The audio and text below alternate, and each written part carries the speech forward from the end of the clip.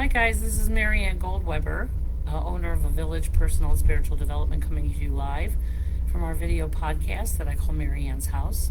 And it's where we talk about spiritual topics and, spiritual news and what's going on, and to keep you guys inspired, especially during these difficult times. So that's who I am, and thanks for joining me. I don't know what kind of crazy things going on, but my internet or something clicked off and it just booted me off. So anyways, I'm back. Let's try this again. We're in a repeat. So wait for everybody to get back on. Oh my God. Yeah, we're here. We're back. Oh my God, guys. I'm telling you, technology, the energies, everything's weird. So we just came out of that new moon, as I said in my previous broadcast this evening. We're coming out of the new moon, which is a time of reflection and regrouping, and and everybody feels like somebody, kind of unplugged them today. So this is a great rated day to talk about and practice the thing I'm going to talk about tonight, which is compassion. How do we remain compassionate in this world, the way it stands? We're in short order of compassion around here, so So I'm going to wait for a second here for everybody to get on and say hi to the folks that are. Hey, Billy Gooch, Claire.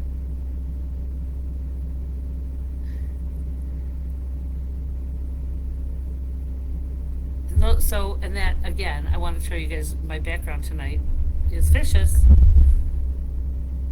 Our aquarium has lovely music.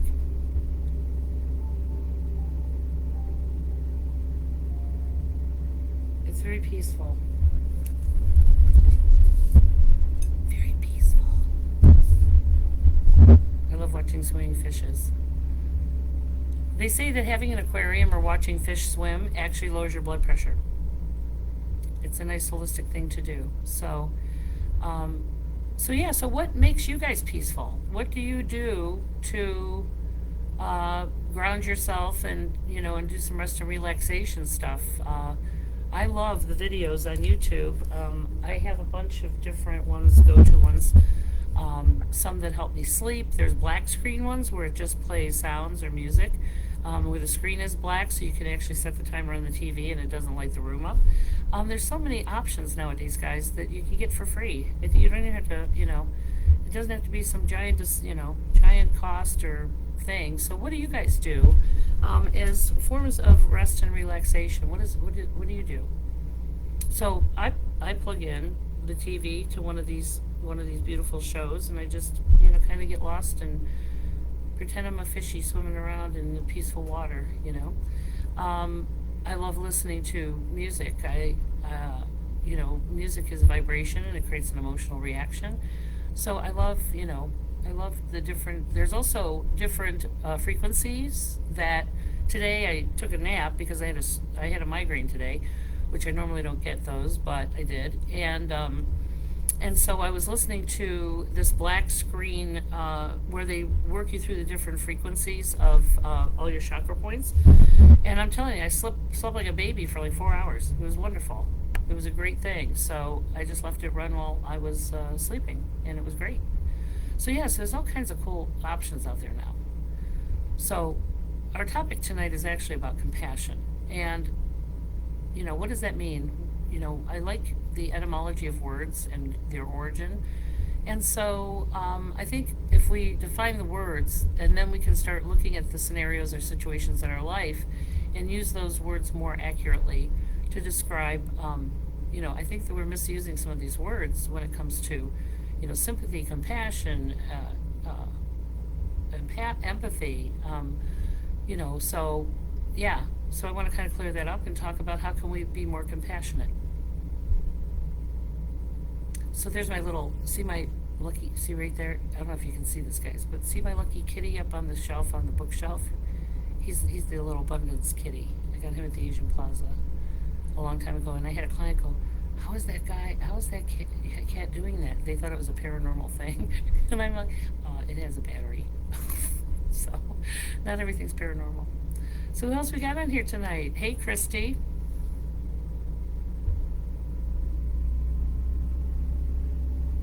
Hope all went well today.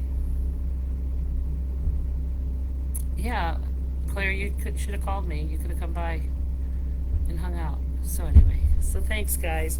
So yeah, the times are just really challenging, and even though I do have this dedicated space, I want to wait for a couple of weeks before I do any, in-person stuff because, we got to get through this kind of peak with COVID. Um, it's affecting even vaccinated people at this point. So I want to kind of let that all kind of, run its course. And yeah, so I do very limited in person, but not right now. But we are doing limited in person stuff. Look at that jellyfish. Anyway, ADD. Anyway, all right, kids. So yeah, so let's talk a little bit about the difference. So let me get with the news. So I have a bunch of classes coming up. If you guys get on my website and you go to the calendar of events, there's actually all the current classes are booked. I'm going to be adding some more. I also do these, just so you know, as a workshop in other environments, like corporate environments. So whether you work in medical or in mental health or in recovery or in corporate, any industry or even teachers, where you're working with a population, these workshops on compassion and how to care for yourself empathically while you're working in service of others, all of the things, all the classes that I do, I can modify for your group or your organization. So I do these in corporate as well. So because we've got to learn how to be able to survive while we serve others, and that's where compassion comes in, not only for others, but learning how to be compassionate for ourselves. And I think that we don't really understand the definitions of these things. So the word sympathy means feeling bad for a situation or something, a person, being sympathetic, that we are sorry that they're having an experience, okay? Whereas when we look at the words empathy is feeling or the emotion and understanding or feeling the emotion of an experience that other people are having. So that's what empathy is a shared feeling, okay, and understanding it from that feeling aspect. Compassion is a whole nother word. Compassion is not only understanding from some type of a shared experience or empathic connection, but it also has the desire to do something to help. So there's an action associated with compassion.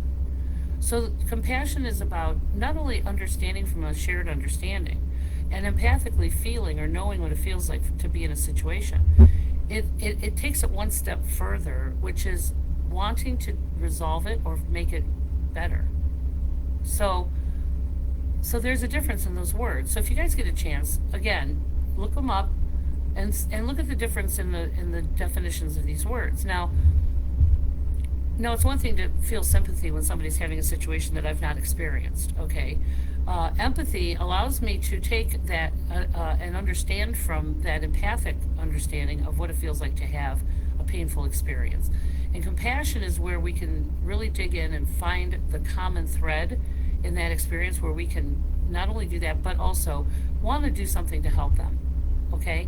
Now, the challenge with compassion is that we're not always, it's so easy to be compassionate of other people, okay? Well, this isn't true for everybody, okay? But the challenge is if we can't apply that same compassion to ourselves, and what I've also found is that having compassion doesn't mean that we allow bad behavior. It doesn't mean that I'm going to condone people's behavior based on their experience, okay? That there's still boundaries with compassion, okay? It doesn't mean I'm going to allow you to, hurt me with your woundedness, okay? But I do understand why, and I want to be able to help. But sometimes that helping is not necessarily interfering, but offering somebody resources or only, basically if they ask. But compassion comes in that way. So yeah, but the challenge is sometimes is being compassionate with ourselves. Hindsight's 20/20, folks. And if we look back at our life and the things that have happened or things we've done, we didn't have we weren't really awakened at that time to really understand. And so as we awaken and we look back over our life and we see the lesser and greater choices that we've made or the things that we've done, you have to remember that we were ignorant about a lot of things at that time, that we didn't have the tools to navigate those things, and we did the best with what we had. Now, that doesn't, again, condone things that we've done that need to be made amends for, or that we need to apologize for, or that we need to try and rectify. But it just comes from a place of compassion and understanding that, given those same circumstances, it's very clear now that we're through the experience and we're in a more mature or evolved state to look back and critically at ourselves during those times. And so that's where again, this is where sometimes we have to work through the process of forgiveness, not only for others, but for ourselves. And again, when we understand that it's made me who I am, I've apologized and amended for what I have done in lesser and greater, and being able to see that that's part of who I am and what makes me compassionate.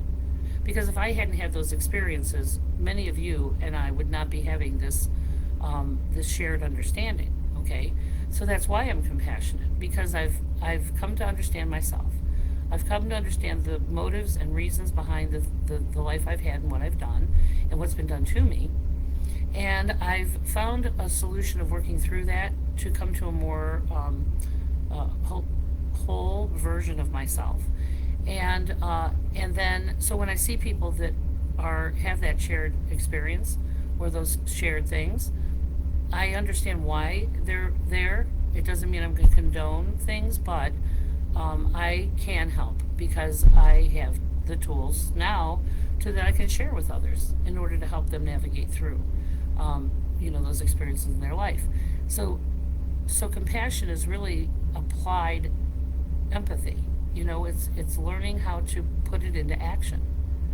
And so we have to actively practice compassion, not only with others, but with ourselves, because how will we ever really understand what people need if we're not able to be compassionate with who we are and be willing to change and, seek more knowledge or knowing or the things to heal ourselves physically, emotionally, or spiritually. So we can't really be compassionate. We can only be sympathetic, or we can only be empathic. But to truly help people, you have to first apply that same compassion and reflection on ourselves. So that's kind of what I want to talk about tonight. So I work with groups who, again, when you're in chaotic energy, and this is where the Care of the Empath class is super important when it comes to compassion, is you have to have energy to be able to discern and navigate chaos, okay? And when we're in that day in and day out, like our frontline workers, okay?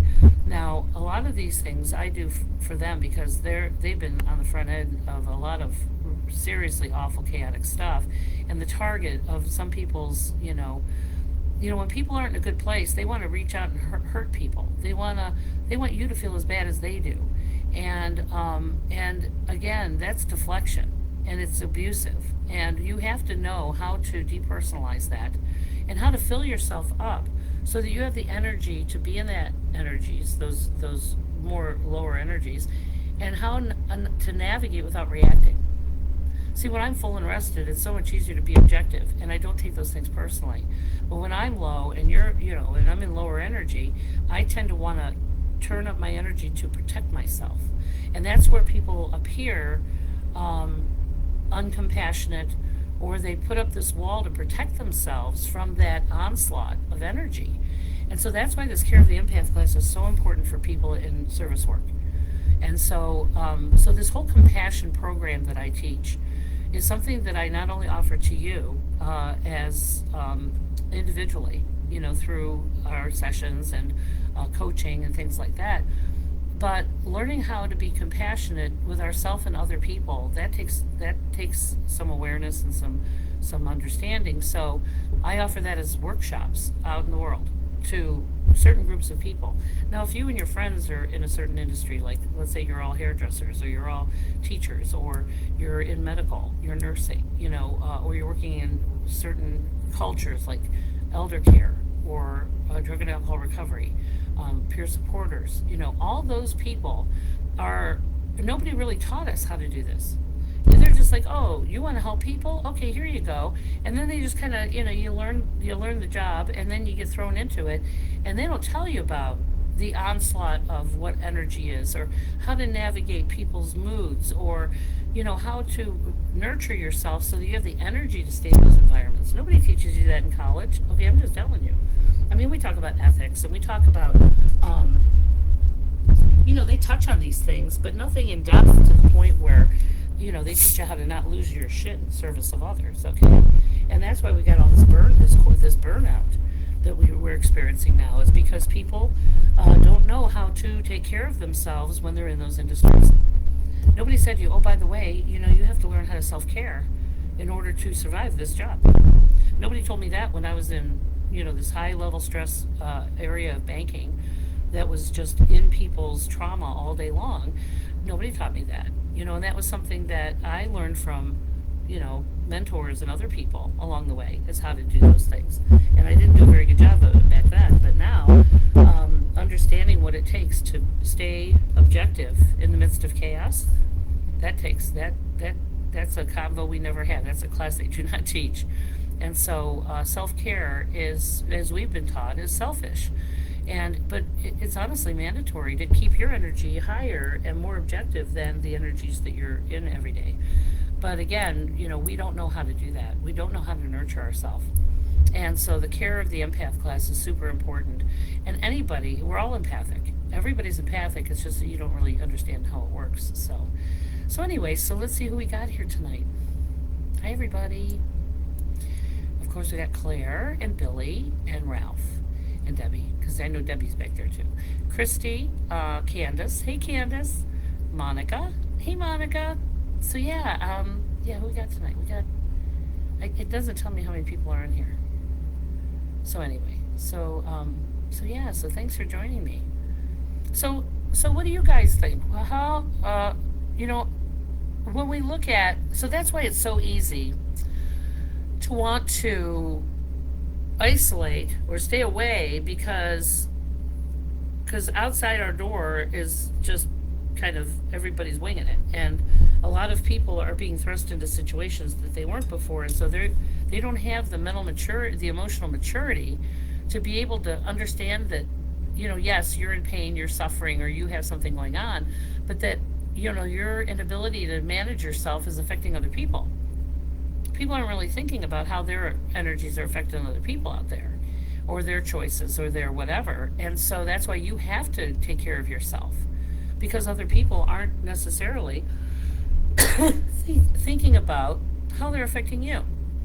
So that's why boundaries, and that's why we have to make sure that we're full and rested enough to be out in those environments, and how to navigate it and not take it personal. People are just poo-flinging.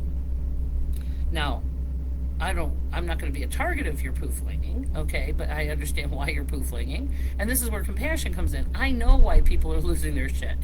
I really do. Now, the problem is it's not okay for you to point your shit at another human being. Okay, so I am compassionate, but that doesn't mean I'm not going to speak up or set boundaries, or tolerate someone else's bad behavior because, they're feeling some kind of way. And so it doesn't have to be confrontational. There's wonderful ways to exhibit compassion without enabling people's bad behavior. And so that's the trick, is learning how to come to that place of understanding and being able to respond with the proper tools, in those situations. All right. So anyway, I'm glad you guys are all here. Thank you, Christine. So when we look back at our lives, and a lot of us haven't had a lot of compassion, in my own life. And again, I only share these stories with you not because I'm still victimized by these things. I'm sharing them as a story of something that can connect us in that compassionate way where you can understand. So this is why I advocate, and this is why I do a lot of the work I do, is because I was severely emotionally abused and physically abused in bullying situations and situations that were just so unkind. And so it broke my trust in people and leaders and people that should be taking care of you as a child. And so that's why I had created a very bad coping skills, or things like oppositional defiance, where, you know what, I don't trust you. So I'm going to take matters into my own hands, even though all I have is a hammer and a screwdriver. I'm going to work the shit out of those two tools before I'm going to ever ask you for anything. And so that was part of the awakening, was realizing that we really do need each other. It's just that we need to choose better, okay? So the lack of compassion that I had received, um, is why I do this work, because, you know, all anybody really needs is somebody not just to defend them, but to give them the energy and the you know, hold the energy for them while they're rising in their situation, or encouragement. You know, when you're a child, you do need somebody to advocate for you. And but when you're older, okay, we hold each other up, and we encourage each other to do the next right thing. And we hold the energy while people are in their fight. Okay? So I've been in fights. Okay? I've been in fights I've started, I've been in fights that I was perpetrated against. And so, you know, being the only person in the schoolyard, when you've got not only the bully or the perpetrator, you know, attacking you, you've also got this whole crowd of people who are not doing anything, or they're cheering this person on. But rarely is there somebody who's going to jump in and defend the victim, okay? And so again, when you have that happen to you enough, it hardens you, or it completely obliterates you, okay? And so in my case, it made me hard, and it made me distrustful, and I stopped relying on people. Okay, well, so again, where are the champions? Where are the people that are willing to stand up and defend each other, or at least back me up while I have to do this, you know? And so that's the level of compassion, is it's sympathy and empathy in action. Okay, it's understanding, but I also understand that I had more backup, I probably could have handled this on my own. But you know, it's an erosion eventually, guys. It's an erosion to the point where you just lay there and take it because it's easier. Okay, and you know, hopefully it'll be over, but it goes on the next day. So this is why I'm a champion. This is why I advocate. This is why I encourage and support people while they're in their fight, whatever they're fighting. You know, and it doesn't have to be a fight. Sometimes it's about surrendering. Sometimes it's about going a new direction. But I can understand, and I want to help. Okay, and so that's the work I do. So the work I do, you know, there's work I do individually with folks. Then there's the work that, like I said, is really part of the ministerial part of what I do. And then there's, you know, teaching other people how to be champions, how to be advocates, and how to work with people and how to hold them up while they're having their fight or their struggle. You know, not enabling them, but empowering them. And so that's the work. So being compassionate is really sympathy and empathy in action. The action and the need to want to help correct it, you know. And so it's action. It's an action word. It's an action-oriented thing. So that's what compassion is. Now, being compassionate to ourselves and unraveling the painful things that have hurt us, okay, also takes compassion from mental health professionals, from physicians, from you know, people who do spiritual work, or light workers, to really truly understand, you know, what they're dealing with and who they're dealing with and how to really help them. So, and as you guys know, you know, there's not a lot of compassion right now in some of these industries. You know, they're burned out, or they're just in it, you know, again, not everybody's in it for the humanitarian parts of medicine, okay? Sometimes they're in it for the profit. They're in it for the money. They're in it for the prestige. And so sometimes we really have to find things and people that we align with that are part of who we are, you know? So I'm very selective about who I align with in mental health for myself and other people. I'm very, you know, I look at those things from a place of integrity, or, you know, do they have the best intentions? I mean, so you have to interview things and situations too. But like I said, not everybody in these industries is in it for the humanitarian reason, okay? Or, or again, you know, they're not even they're burned out, and they just can't navigate through this anymore because nobody supports them. So that's why I work with organizations that do support their people while they're out in these trenches. And so I've done this for major hospitals. I've done it for many, elder care, recovery centers, all these places that are, I nurture people who are nurturing people. And so that's kind of how I do it. So now that I'm older and I have, this plethora of experience, that's why I do these workshops in those industries. So, but we have to learn to be compassionate with ourselves because, we have to champion ourselves. And sometimes there isn't going to always be somebody who's going to defend you.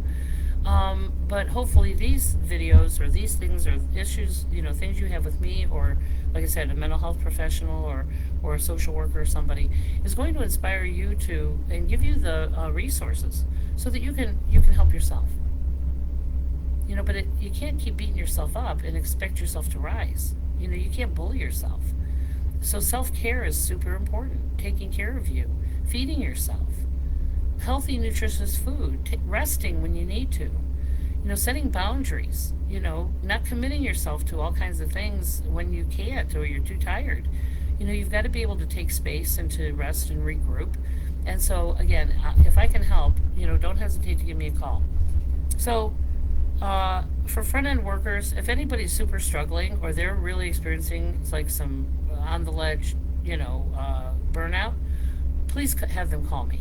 Okay, that's the kind of stuff I do to just, fill people's gas tanks so that they can start, creating resources for themselves. And so I do that work for free. But, every time you have a session or create those events, that allows me to be able to go out and do these things for folks who shouldn't have to or can't pay for these services, So anyway, so I'm grateful for you guys tonight. So who else is on? It's a weird night, isn't it? God, it's so blustery out there. We're in Cleveland. I'm telling you, the wind was, it's going like 35 miles an hour out there.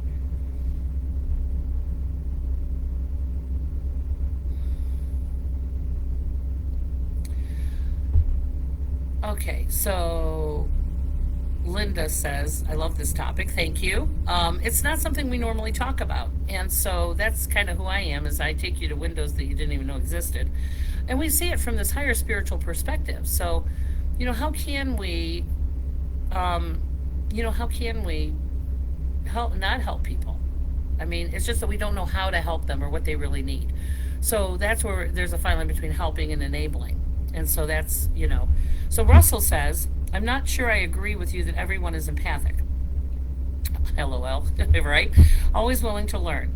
And I love you too, Russell. So actually, Russell, you're incredibly empathic. So empathy is having the ability to feel someone else or feel emotion, okay, that isn't yours.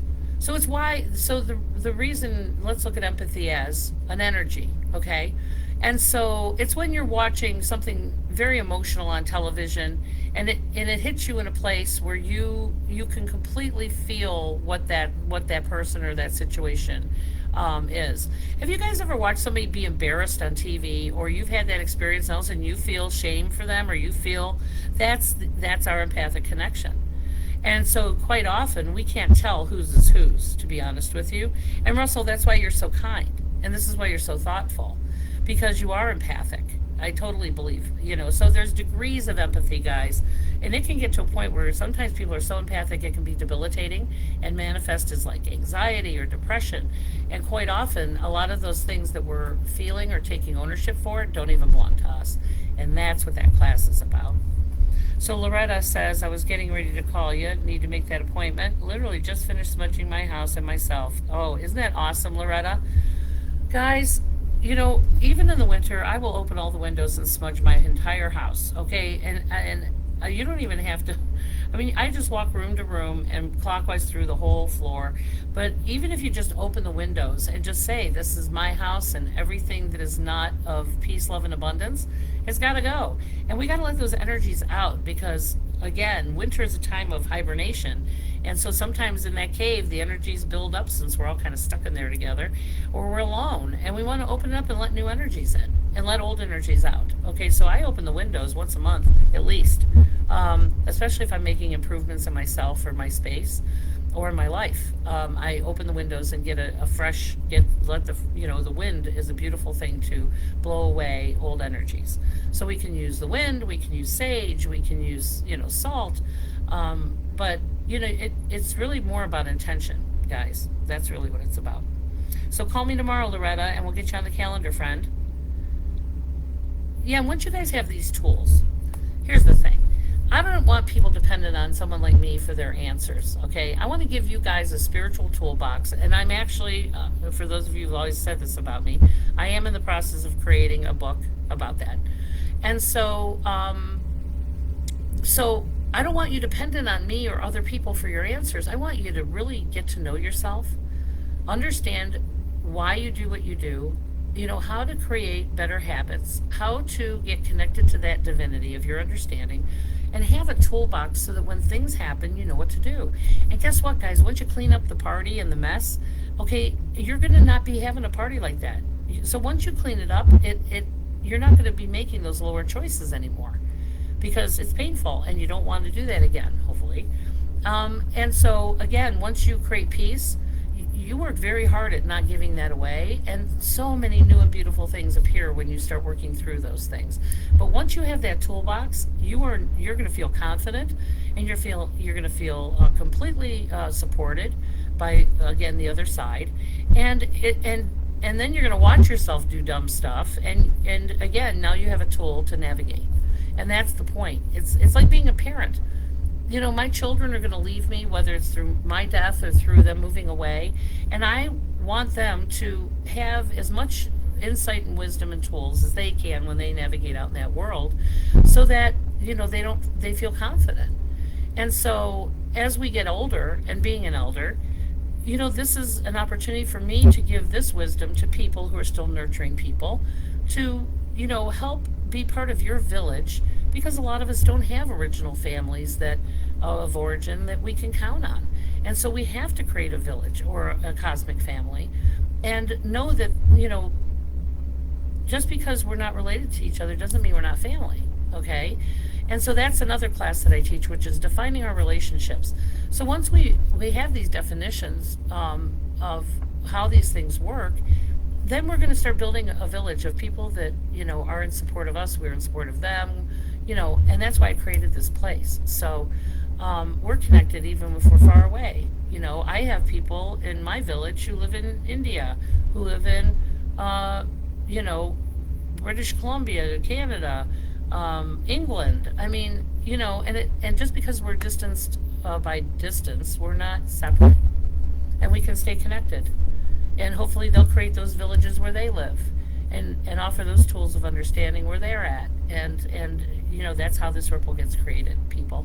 When I look back at my life over the last 25 years, 30 years, I can't believe the volume of people that I've come into contact with. That's how I've met most of you, was really random interactions, whether I was in Mississippi or Chicago or whatever. I've met people from all over the place, and this is how most of us have come together on this, Facebook page as friends. And part of my village was through those God moments or interactions that, you can't really explain. So anyway, yeah, that's where we're at. So how to be compassionate. Compassion is sympathy and empathy in action. The wanting to alleviate suffering. Now the challenge is, we don't really understand what people need because we've never really addressed our own suffering. And that's where I help you address your own suffering so that then you really do understand what people really need out in that world in order to help them navigate through whatever experiences they've had. Whether that's people in your own family or whether that's people out in the world, or where you volunteer or people you work with. How can we be agents of compassion and be champions in, we need more heroes out here, guys. Okay? You are the hero. But we got to, find our cape and put it on and, and really champion yourself. And I got you. I got you while you're doing that. And if I can offer you any insider tools, that's why I'm here. So schedule a session. They're only $60 an hour right now. The coaching's awesome. So we work through, 3 sessions at a time. that are $60 each, but we work on some things consecutively. So we give you a different tool every time, and we talk about what's going on in your life and how can we take these tools and help you navigate what you're doing. A lot of you guys can offer some testimonials to that. Is we're working through processes of things, whether it's a death or some cataclysmic change in your life that is awakening you to there's got to be more going on here than meets the eye. And that's where coaching helps you not only be heard and understood, but it also helps you get accountable and gives you way better tools to respond, not react, and how to trust that divinity that's helping us. And so it's a wonderful thing. So do that for yourself. You know, you can only get so far with a hammer and a screwdriver, folks. I got all kinds of other power tools that we can work with. So you just, you probably have them. You just nobody taught you how to use it. So that's kind of where we're at. Anyway, so so if you guys get a chance to go to astrologyking.com, look up Venus retrograde. So there's a lot of relationship stuff going on. Now, I'm not just talking about romantic relationships. This is any interpersonal relationship, whether it's with your work, whether it's with other people you work with. Any relationship is having some karmic upheaval that's forcing the truth. So why don't you guys go ahead onto astrologyking.com and look up Venus retrograde, okay? And then we just have the new moon, which just threw gasoline on that, okay, which makes us more reflective. And so it's really cleaning out our karmic relationship box. So these things, people are coming up from the past. Okay, there's things are showing up that we haven't given energy to in forever. And so this is where we really finally have a funeral for stuff, get the lessons out of it, and really let it go. This is the time to really put the kibosh on the past and broken things. We're just going to take the lessons, and we're going to start putting the kibosh on those things so that, so that we can clear our road and create better, healthier relationships, especially the ones starting with ourselves. So look at the Venus retrograde. If you have any questions about it, let me know. Oh, anyway. So Ralph says, and it's going into the teens tonight. Ralph, it is so blustery out there. Holy crap. I have some Christmas stuff I have to load back in my car, and I just might wait till tomorrow. Aw. Well, give me a call tomorrow, Loretta, and we'll get you on the calendar, friend. Hey, Deanna. What is Diane saying here? Diane's so cute. Diane Mullally, I miss you, friend. If I had a hammer, I'd hammer in the evening. Yes, absolutely. Peter, Paul, and Mary. I love that song. I'd hammer out justice. I'd hammer out freedom. I'd hammer out love between my brothers and my sisters all over this land, and that's what we're doing. Diane has an organization called Love and Kindness, and she's definitely one of those love peddlers. She's very compassionate. She's done a lot of advocacy work, and I just love her so much. So I'm going to start having interviews on here, guys. There's some people I really want you to meet because, it's so discouraging to read all this negative crap on social media or in the news. And I just want you to know the people that are doing all this really great shit out in the world aren't getting press, okay? Nobody's writing about me. Nobody's writing about Sarah. Nobody's writing about Diane. And I'm telling you, I know people that are doing just grassroots humanitarian work, and they're changing lives, okay? And I want to introduce you to those folks so that you can really get to meet them and know that there are places that you can volunteer. There are organizations that are out here doing the right thing. And there's way more going on good than bad, okay? But sex sells, and so does negativity. And so that's how people get ratings. It sucks you in to read this traumatic, triggered headlines to get you to click on shit, and they make money for that. So, that's why I want to keep you guys connected here so that we can really put the kibosh on that stuff. And then I want you to start gravitating toward more positive things and people doing the right thing in this world. There really are people out here doing good stuff. And so we got to start filling our minds and our hearts with that instead of all this negative propaganda that's going on. It's just not okay. And again, I'm not worried about what they're doing. I'm worried about what I'm doing. All right? So, yeah, if you feel, uninspired, just stay tuned because we're going to have some really cool people on, and things that you can see that, wonderful things are happening, but you got to look for it, guys. This is the grassroots stuff where people aren't getting pressed for it. And stay local. Look at what's going on locally and where you can help.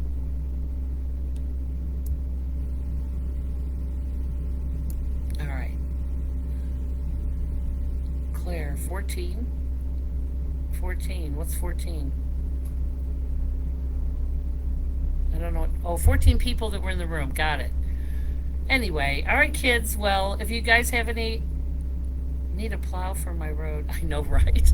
Oh, you don't. Okay, honestly, Claire, it's not that bad. I really swear, it's not that bad.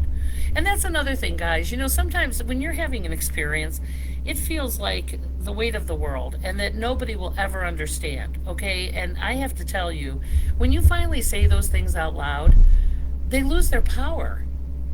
And then and when you're with other people, you realize that, God, it's not as bad as I like to think, and it's fixable. Everything is fixable, guys. There is nothing that can't be corrected other than death, okay? If we're still on this earth and we're still walking this red road, there is an opportunity for us to do it better. And we cannot do it by ourselves. We do need other people to support us and help us through that process. Now, you can try doing it alone, but that's where it starts to feel like it's awful and you get isolated and it starts to get weird in there. But like I said, when you say it out loud to another person, it loses its power. And again, this is why I tell my story, because the more I tell my story, the more it just becomes a story. It's a story of how I had to be in order to be who I am. So, I'm not victimized by that anymore. And it's empowering. And it's been a tool that I can hand to lots of other people through my compassionate acts. So I look forward to hearing from you guys. Well, it's not all negative, Ralph. It just depends on what you watch. Okay?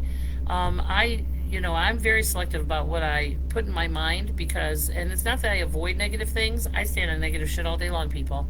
I know a lot about what's going on out there, but I don't give it energy. I don't feed it, okay? I know it's broke. I don't give a shit that it's broke. How do we fix it? That's what I want to know. How do we make this better? Okay, well, it's going to take enough people to get up off their ass and get inspired or angry enough to be part of the solution. You can't hide in your house. Bad people, gangs get together and do bad shit together all the time. But good folks don't get in gangs and go do good shit. Right? So we're going to start a kindness gang. We're going to start a badass, gang of good people doing good shit in the world and, shed a light on all this darkness. That's what we have the power to do. So I'm not going to give it energy. The dark doesn't scare me because you shed enough light on the dark and it goes away. Okay? So that's where we're at. So this is a village of, people who survived awful shit who are now warriors of the light. And we're all doing good things out there. And again, if we help enough people, you can't help but help yourself. So, on that note, thanks for being part of my village. I'm so grateful to have all of you in my life. And like I said, recharge, regroup, and let's stay connected. Okay? I've got lots of good things coming up, so stay tuned and take care of yourselves. Okay? Love you all. Have a great night. Bye-bye.